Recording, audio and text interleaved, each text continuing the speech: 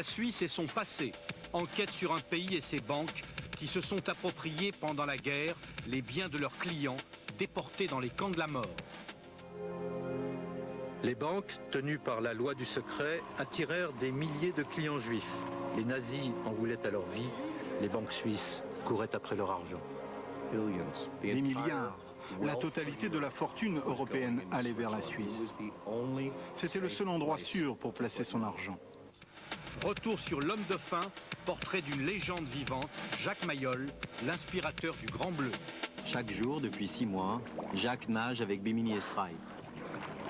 Les jeux à la surface ont pour objectif de gagner la confiance des deux dauphins. Il faut les habituer à la présence d'un plongeur. 305e numéro d'Envoyé spécial. Madame, Monsieur, bonsoir. C'est un document exceptionnel, je n'hésite pas sur le mot, que vous allez voir ce soir et que nous sommes fiers de vous présenter.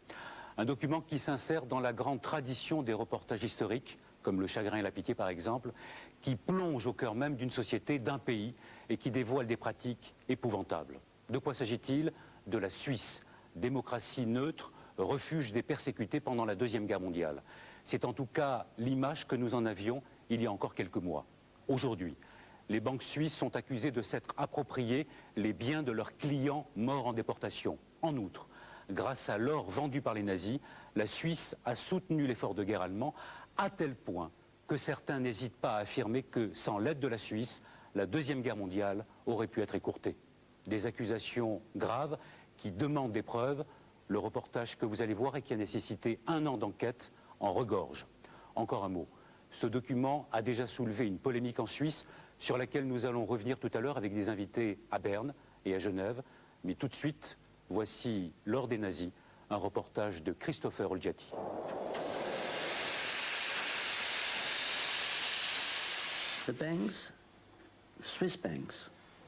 Les banques suisses volent des fonds tout en sachant parfaitement qu'ils appartiennent aux victimes de l'Holocauste. À la veille de la Seconde Guerre mondiale, des milliers de familles juives, terrifiées par la montée en puissance d'Hitler, cachèrent leurs biens dans les banques suisses. Mais aujourd'hui, leur argent a disparu. Pour moi, c'est tout simplement du vol. Les banques savaient que la plupart de leurs clients juifs étaient morts dans la Shoah. Pendant que les gens mouraient, les banques prenaient leur argent. Aujourd'hui, ceux qui ont survécu veulent récupérer leurs biens. Je ferai tout pour que justice soit faite. Les banques paieront. Ils poursuivent les banques suisses pour 20 milliards de dollars. C'est parce que ces personnes sont âgées qu'elles ont besoin de leur argent. Elles sont en train de mourir. Et quand elles meurent et que l'on n'a pas récupéré l'argent, c'est les banques qui ont gagné. 2 hommes ont décidé de retrouver les dépôts disparus et ont décidé de faire la lumière sur une partie obscure du passé suisse. Pendant la Deuxième Guerre mondiale, 2 clans s'opposaient clairement, le bien et le mal. La Suisse, elle décida d'être neutre dans cette lutte entre le bien et le mal. Les Suisses étaient les banquiers d'Hitler. Je crois que c'est ce qu'on appelle faire un pacte avec le diable. Les banques suisses ont accepté l'or nazi, mais une partie de cet or provenait de la bouche même des victimes des camps de concentration. Les Allemands arrachaient les dents en or, les faisaient fondre pour faire des lingots, pour les placer ensuite dans les banques suisses. Je n'arrive pas à comprendre ça. Ils étaient les financiers impitoyables de la machine de guerre nazie. Et aujourd'hui, pour la première fois, on peut affirmer que les trains de la mort ont eu l'autorisation de traverser la Suisse. Seul un témoin a osé parler. On savait qu'ils allaient vers l'Allemagne. On savait qu'ils étaient juifs. On était au courant de l'existence des camps de concentration. Aujourd'hui, les témoins et les acteurs de ce sombre passé deviennent fébriles. Un garde qui était en possession de fichiers d'avant-guerre d'une banque suisse s'est exilé aux États-Unis par crainte pour sa vie. Les fantômes de la Deuxième Guerre mondiale sont revenus hanter la Suisse.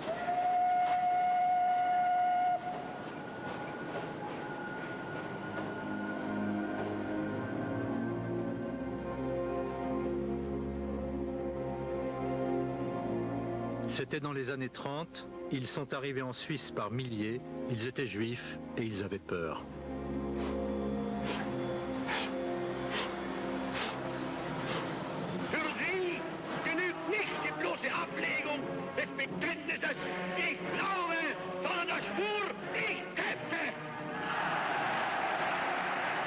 Ils amenaient avec eux des bijoux, de l'or, de l'argent. Ils les cachaient dans les doublures de leurs manteaux et dans les cavités de leur corps. Ils pensaient que sauver leur argent, c'était en quelque sorte sauver leur vie.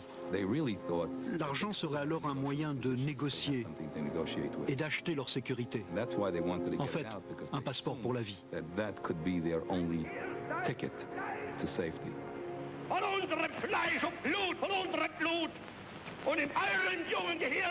Les banques suisses profitèrent de la terreur, comme elles profiteront quelques années plus tard de la guerre elle-même. Certains guides racontent comment les Juifs dissimulaient leur argent dans des parties de leur corps. Ils devaient le cacher et risquaient même leur vie en le dissimulant de cette façon. Les banques, tenues par la loi du secret, attirèrent des milliers de clients juifs. Les nazis en voulaient à leur vie, les banques suisses couraient après leur argent. Des milliards. La totalité de la fortune européenne allait vers la Suisse. C'était le seul endroit sûr pour placer son argent. Einmal wird unsere Geduld zu Ende sein und dann wird den Juden das freche Lügenmaul gestopft werden. Les nazis détruisaient les synagogues et comparaient les juifs à des rats.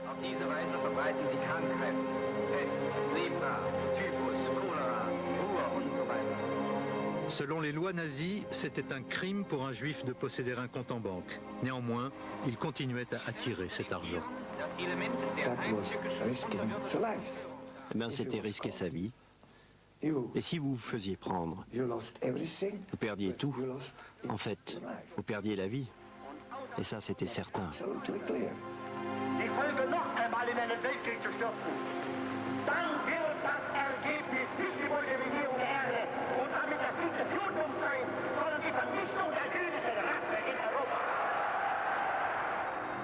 À la fin de la guerre, les banques suisses s'octroyèrent le droit de croire que tous leurs clients juifs étaient morts.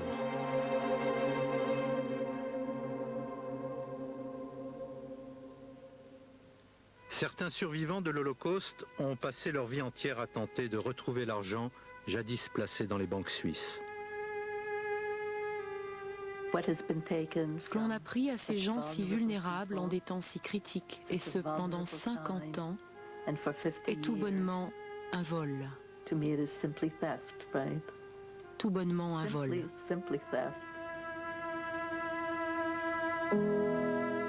Les nazis ne faisaient aucune différence. Riches et pauvres mouraient dans le ghetto de Varsovie, anonymes, privés d'identité et dépouillés de leur fortune.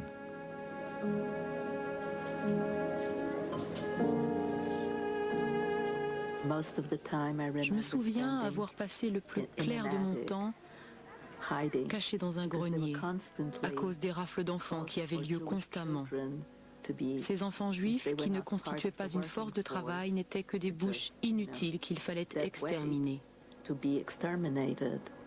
C'est la raison pour laquelle je devais être caché tout le temps. La famine était partout. Des personnes mortes sur le côté, des corps se décomposant. Je me souviens encore de l'odeur insoutenable. Déterminée à acheter sa liberté, sa mère a tenté de soudoyer un officier nazi. Elle proposa à l'officier de prendre 3000 marks or sur son compte.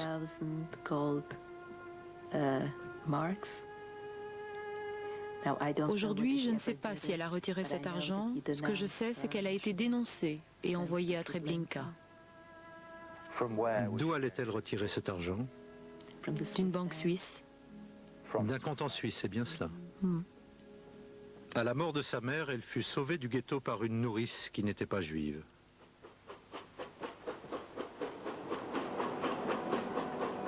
Après la guerre, elle tenta, comme d'autres survivants de l'Holocauste, de retrouver en Suisse l'argent de ses parents. C'était un pays rutilant, épargné par la guerre.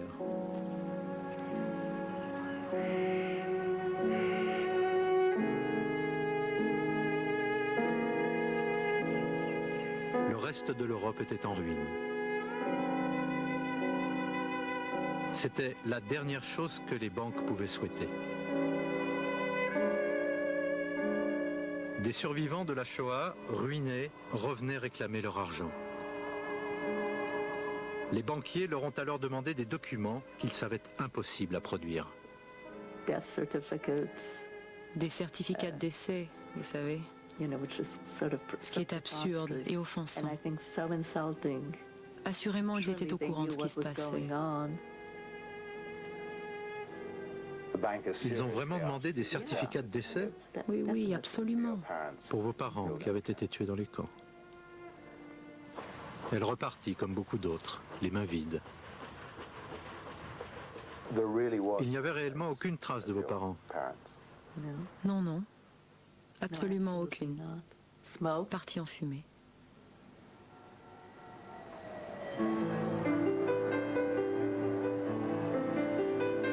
Aujourd'hui à New York, les banques sont poursuivies pour 20 milliards par des survivants de la Shoah qui déclarent que leur argent a été volé.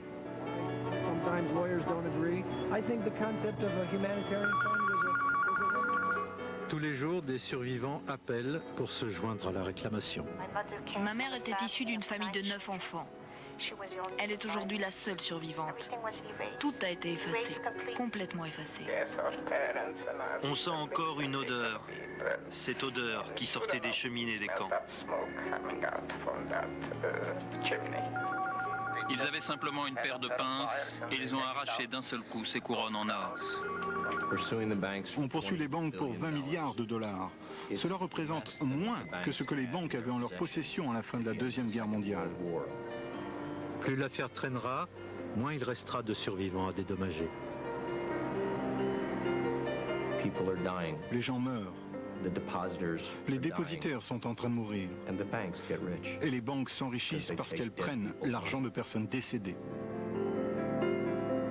Certains survivants avaient même des preuves de l'existence de leur compte bancaire disparu. Voilà les numéros.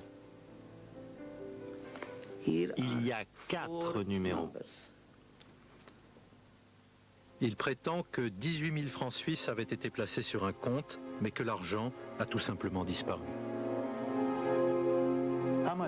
À combien estimez-vous la valeur de cette somme aujourd'hui?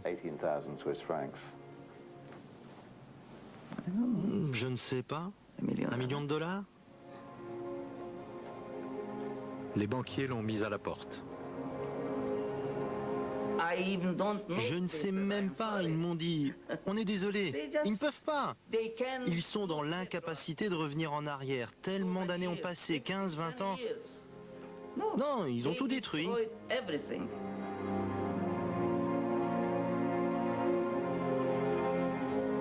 Estelle Sapir se souvient du Grand Hôtel à Genève, avant la guerre, où a logé son père au moment où il a placé en banque l'argent de la famille. Elle lui a fait ses adieux derrière les barbelés d'un camp de concentration. Je ne pouvais pas l'embrasser, et lui non plus ne pouvait pas m'embrasser. Il a juste glissé ses doigts à travers les barbelés. C'est alors que j'ai pu embrasser sa main, et il a fait de même. Je n'ai pas pu l'approcher. Il lui a dit alors de ne jamais oublier que de l'argent l'attendait dans 4 succursales d'une banque suisse. Il a dit Genève, Bâle, Zurich et Lausanne. Je lui ai dit, tu sais, j'ai une bonne mémoire, je m'en souviendrai. Donc c'est bien dans ces villes que l'argent était placé? Tout à fait. Après la guerre, la banque avait un fichier sur lequel figurait le nom du père d'Estelle Sapir. Mais elle prétexta qu'Estelle Sapir avait une documentation erronée. Actuellement, il fait 15 degrés et un ciel nuageux. Il est 10 heures. Aujourd'hui, le milliardaire Edgar Bronfman a déclaré avoir rencontré les banques suisses dans le but de retrouver l'argent des victimes de l'Holocauste. Il y a 2 ans, Edgar Bronfman, président du Congrès juif mondial, a pris la décision de tenter de mettre fin à la souffrance des gens qui, comme Estelle Sapir, vivent aujourd'hui dans le souvenir et dans le dénuement.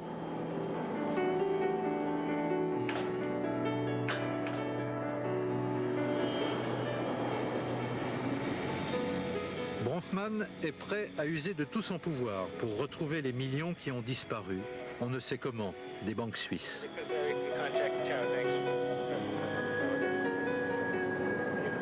Pendant le long voyage qui l'a conduit à Berne, capitale de la Suisse, il a pris la décision de dévoiler l'histoire secrète de la Suisse.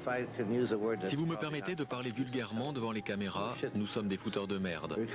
On arrive là-dedans, ébranlant leur charmant petit monde qu'ils ont toujours connu, en disant « On n'est pas sûr, vous savez que tout soit aussi beau et aussi propre que vous ne le pensez, et nous voulons en savoir davantage. » À ses côtés, Israel Singer, un ancien étudiant en théologie, surnommé le rabbin.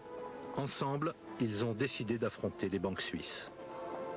Pendant la Deuxième Guerre mondiale, deux clans s'opposaient clairement, le bien et le mal. La Suisse, elle, décidait d'être neutre dans cette lutte entre le bien et le mal. Les banquiers suisses lancèrent une offre de la dernière chance, comme s'ils avaient découvert par hasard l'existence de comptes appartenant à des juifs, comptes non réclamés depuis la guerre, pour un montant de 32 millions de dollars. Ils affirmèrent, c'est à prendre ou à laisser. C'était censé être la dernière offre. Voilà, prenez cet argent et ne faites pas de vagues. J'ai alors réalisé que ça allait être une très rude bataille. De retour à New York, ils étaient en possession d'une arme secrète. Une mallette pleine de documents datant de la guerre, prouvant que les banques suisses avaient collaboré avec les nazis. Documents qu'ils utiliseraient volontiers si les banques ne remboursaient pas. Ce n'étaient pas des menaces, mais des promesses.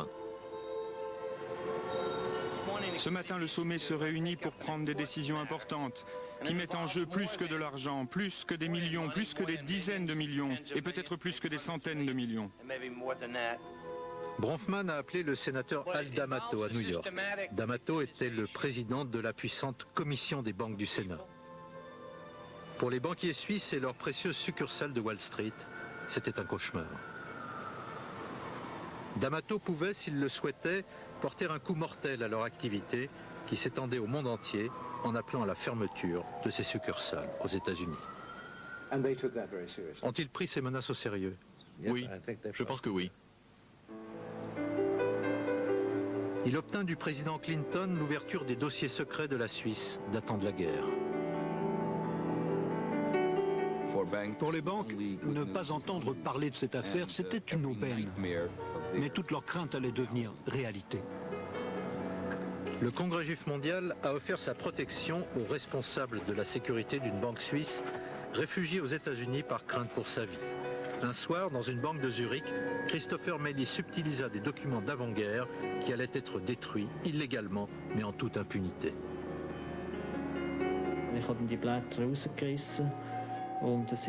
J'ai arraché 2 pages, je les ai roulées, mises dans ma chemise,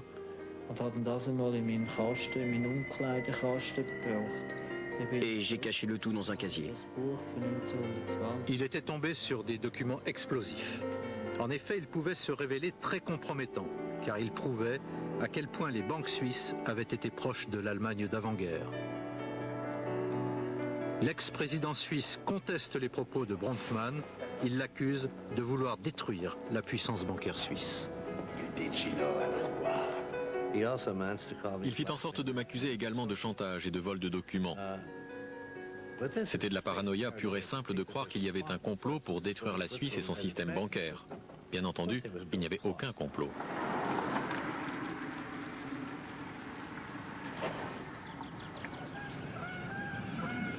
Dans un ranch de Virginie, Bronfman s'est plongé dans l'étude des documents des services secrets d'avant-guerre.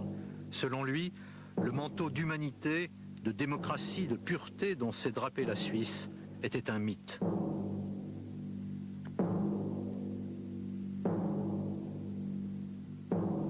Avant la guerre, les membres du parti nazi s'étaient réunis dans des stations des Alpes, comme Davos.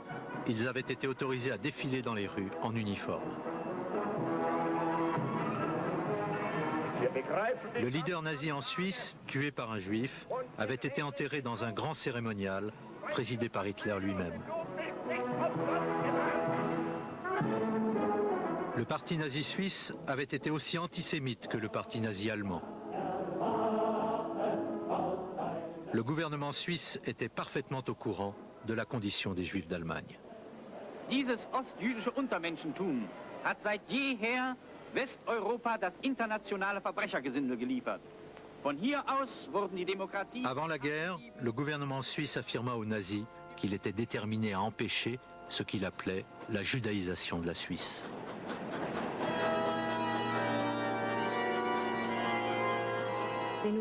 Les Suisses savaient que les Allemands faisaient la chasse aux Juifs. Les nazis s'arrangeaient avec les Suisses qui ne voulaient garder aucun Juif dans leur pays. Vous voulez dire que les Juifs payaient le prix de cette entente? C'est exact. Ils étaient devenus les parias de la société.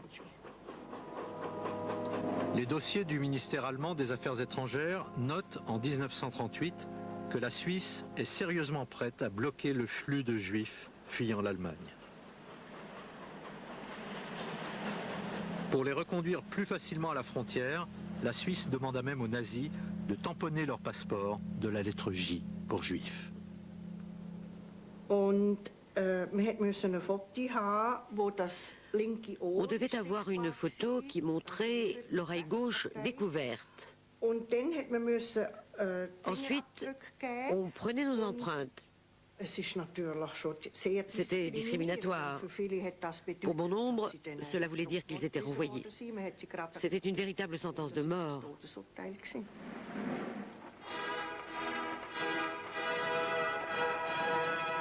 Hitler diabolisait les Juifs et la Suisse commençait à changer d'attitude.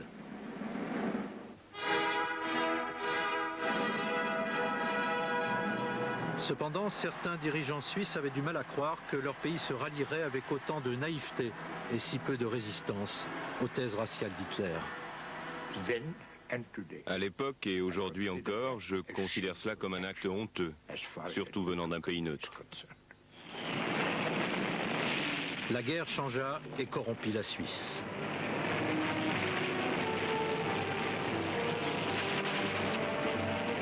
Les banquiers savaient qu'ils tireraient plus de profit de la guerre que de la paix. Des films de propagande montraient des soldats suisses se préparant à défendre la neutralité du pays. Les hôtels de Berne regorgeaient de nazis, rencontrant des banquiers suisses ou achetant d'énormes quantités d'armes suisses.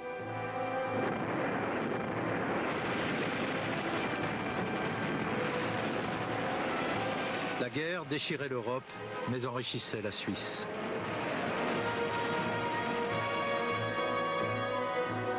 Les soldats suisses se cachaient dans des caves, dans les montagnes, par crainte d'une invasion nazie.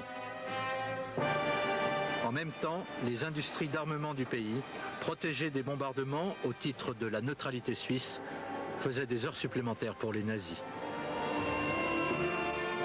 La démocratie suisse n'était plus qu'une illusion. Un conseil fédéral composé de 7 hommes prenait les décisions en secret. Son responsable, Marcel Pilet-Golaz, pensait que la seule solution était de négocier avec Hitler. Il pariait sur la victoire d'Hitler. Et non pas des décisions longuement discutées. Son plan était simple, protéger la Suisse en la rendant indispensable à Berlin.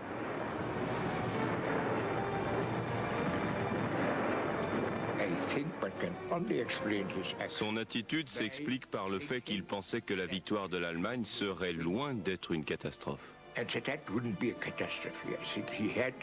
Je crois même qu'il avait un certain penchant pour les régimes autoritaires.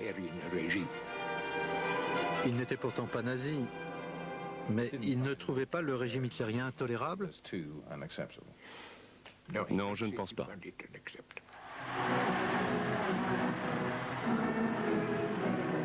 Les représentants américains à Berne ont conclu que seuls 2 des 7 conseillers fédéraux suisses étaient déterminés à protéger la neutralité suisse contre le régime hitlérien.